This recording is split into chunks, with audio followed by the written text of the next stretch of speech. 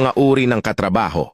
Baka isa dito katrabaho mo. Una, Jollibee! Ito yung katrabaho mong best in pabida-bida, gusto niya siya lagi ang center of attention.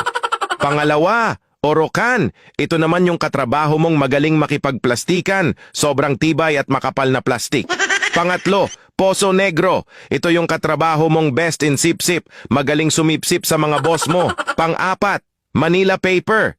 Ito naman yung katrabaho mong mapapel sa lahat. Panglima, Downy. Ito na yung katrabaho mong mahilig magpabango sa boss mo, ang daming kinikwento para bumango.